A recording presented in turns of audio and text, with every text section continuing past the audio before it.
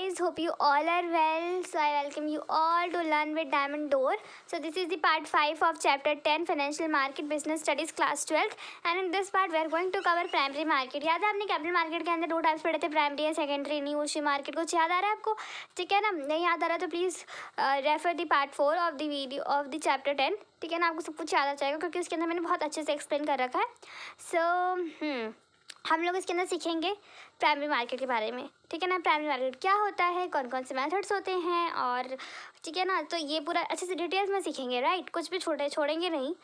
तो क्या बोल रहे हैं, is also known as new market. वो तो मैंने बता दिया था ना, इसका दूसरा नाम न्यू इशू मार्केट है क्योंकि इसको हम इसके अंदर क्या होता है, shares first time, securities first time issue होती हैं. It deal with the new securities being issued for the first time. The essential function of the primary market is to facilitate the transfer of the investable fund from the savers to entrepreneurs seeking to establish a new enterprise. समझ में आ रहा है आपको? मतलब ये entrepreneurs होता है, new entrepreneurs, उन लोगों के लिए न्यू एंटरप्रेन्योर्स. ठीक है ना, उन सबको हेल्पिंग के लिए यूज़, मतलब उन सब की हेल्पिंग के लिए हम लोग इस मार्केट का यूज़ करते हैं बेसिकली. ठीक है, न्यू हमारे जितने भी एंटरप्रेन्योर्स होते हैं ना, एंटरप्रेन्योर्स जो आगे मतलब अपना business, they want to set up their business, तो उनके इसमें हम उनको फंडिंग करते हैं. Next is the investors in this market are banks, financial institution, insurance company, mutual funds and the individuals. तो these are the investors जो इसके अंदर पैसा लगाते हैं. And company can raise capital through the primary market in the form of equity, preference shares, debentures, loan and deposits. ठीक है, तो these are the type through which the company can raise. क्या होते हैं? shares, preference shares and debentures, loan and deposit. ठीक है ना, तो these are the types. ठीक है ना, आपको अच्छे से पढ़ना है because sometimes they ask for 1 mark question, right?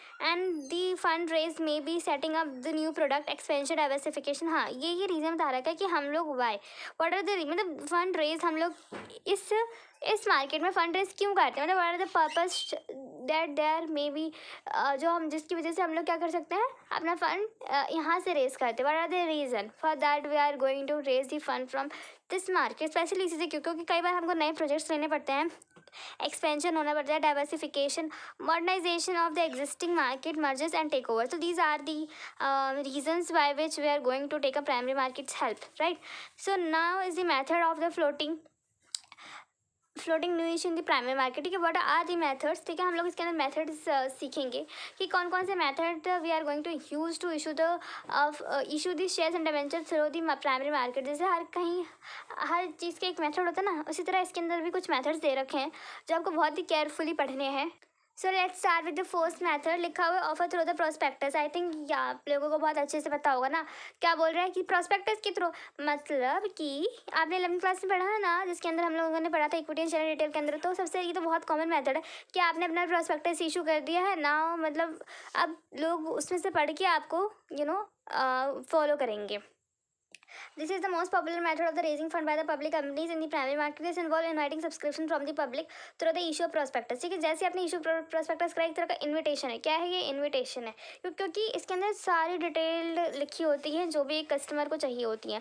ठीक है, जो भी एक मतलब एक इन्वेस्टर को चाहिए होता है ना, कस्टमर तो रॉन्ग वर्ड हो गया, यहाँ पे इन्वेस्टर यूज़ होगा. ठीक है ना, तो इसके लिए prospectus make a direct appeal to the investor to raise the capital through an advertisement in newspaper, magazine. ठीक है, इसमें डायरेक्ट अपील होती है. ठीक है ना, हाँ, आपको जैसे कि इसमें डीमेट खुलता है. पहले तो हम लोगों का फिजिकल होता था, but now we have a dematerialisation. It means your account should be in electronic form, और हम उसे डीलिंग करते हैं. तो डायरेक्ट ही बात करना होता है हमारे इन्वेस्टर्स को. ठीक है ना, ब्रोकर से बात करेंगे and then broker connect with the company. Right, next is the offer for the sale.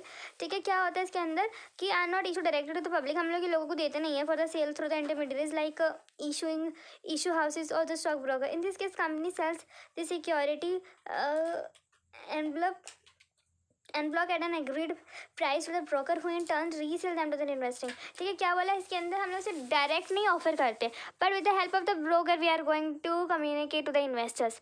ठीक है ना, हाँ, उसके अंदर हम क्या बोलेंगे, ब्रोकर को बताएंगे अपना प्राइस, और फिर उसके बाद वो रीसेल करेगा इन्वेस्टिंग पब्लिक को. एक ब्रोकर करेगा. ठीक है ना, ठीक है ना, उसने क्या करा कि उसने आपसे शेयर लिया. आप सपोज XYZ कंपनी है और कोई है इंसान, उसने, ठीक है, कोई है मिस्टर ए ने अपनी कंपनी से लिया, मतलब XYZ कंपनी ने मिस्टर ए को अपने शेयर्स बेच दिए। अभी इट्स रिस्पॉन्सिबिलिटी ऑफ द ए कि वो जाके खुद बेचेगा, ठीक है ना, टू द पब्लिक को है।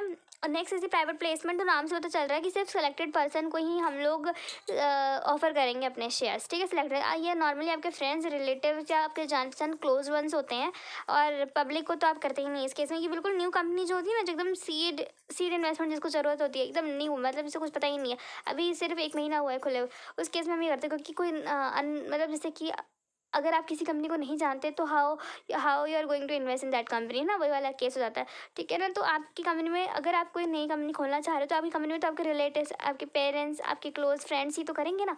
वही बोला गया है इसके अंदर कि allotment of the security by the company to the institutional investor some selected individual, सिर्फ और सिर्फ सिलेक्टेड इंडिविजुअल को। इसके अंदर ये कीवर्ड आपका सिलेक्टेड इंडिविजुअल, ठीक है। It help raise the capital more quickly, क्योंकि इसके अंदर बिल्कुल झंझट नहीं होता, नो इशू प्रोस्पेक्टस, नो समझाना एंड ऑल दैट, कुछ समझाना नहीं आपको, क्योंकि उन्हें पता है कि तो हमारा बंदा है तो फिर ठीक ही करेगा। मतलब फैमिली में हो जाता है ना, वो बात अलग है कि बाद में और दिक्कत आ जाती है, बट इनिशियल डेज के अंदर it would be beneficial. Next is the right issue. तो इसमें क्या लिखा है, the privilege given to the existing share holder. क्या बोला है, जो ऑलरेडी, जिन लोगों ने ऑलरेडी हमसे अपना शेयर ले रखा है ना, तो अब सपोज कंपनी को और ज़रूरत पड़ रही है पैसों की, तो बोल रही है क्या हम जाएँ दूसरे लोगों को बोलने के लिए, तो हम क्या करते हैं, अपने एग्जिस्टिंग वन को ही बोलते हैं कि आ जाइए आप ले लीजिए, हम आपको बल्कि कम, ये जो राइट इशू होता है वो मतलब थोड़ा मार्केट प्राइस से तो कमी में मिलता है, फ्री मिलता है, ठीक है ना। हाँ, ठीक है ना। पहले हम इसके अंदर बोल देते हैं, new issue of the shares according to the terms and condition of the company, the share holder are offered the right to buy new share in proportion of the number of the share already held, ठीक है ना। तो इसके अंदर हम लोग जितना भी उस बंदे ने होल्ड कर रखा है ना, उसके प्रपोर्शन में हम देते हैं, ठीक है ना। तो मतलब मार्केट प्राइस है तो कम प्राइस पे ही जाता है इन लोगों के पास। Next is the EIPOs। इसका मतलब क्या है, ई मतलब इलेक्ट्रॉनिक, राइट। IPO का मतलब सोचिए क्या हो सकता है, right, initial public offering, a company proposing to issue capital, ठीक है ना, to public through online system of the stock exchange has to enter into the agreement with the stock exchange, ठीक है। दिस इज कॉल्ड, क्या बोल रहे हैं, एक ऑनलाइन सिस्टम है ऑफ द स्टॉक एक्सचेंज का, मतलब to enter into the agreement with the stock exchange के लिए, ठीक है ना। इसको हम इनिशियल पब्लिक ऑफरिंग कहते हैं। And the SEBI registered broker have to appointed for the purpose of accepting application, तो इसके अंदर एक सेबी ही हमारा ब्रोकर अपॉइंट करेगा जो आपकी एप्लीकेशन लेगा या फिर आपसे डीलिंग करेगा, ठीक है, और कोई नहीं कर सकता, nobody could do anything, ठीक है ना, until or unless the permission was given by the SEBI। जब तक परमिशन नहीं गिवन होगा तब तक कोई भी नहीं कर सकता। तो ये इनिशियल, ये मतलब ये बहुत ज़्यादा ट्रांसपेरेंट होता है, और ये बहुत ज़्यादा प्रैक्टिकल एक मेथड है जिसके थ्रू जो होता है ना, आपको इन्वेस्टर्स को हम लोग बेवकूफ़ नहीं बना सकते, because everything is computerised and you can search and watch it what ever the happening over this, and जो भी चीज़ें होती हैं उन सबको रिकॉर्ड करना बहुत ज़रूरी होता है in this case. So this is all about the primary market, and here we are going to complete our primary market, ठीक है ना। हमने इसके बारे में समझा क्या इसके मेथड्स होते हैं, इसके मेथड बहुत इंपॉर्टेंट है ना, वो आपको पूछ लेंगे 3 मार्क्स में, ठीक है। So if you have any doubt then do comment below and do like, share, subscribe. So thank you, bye bye, take care.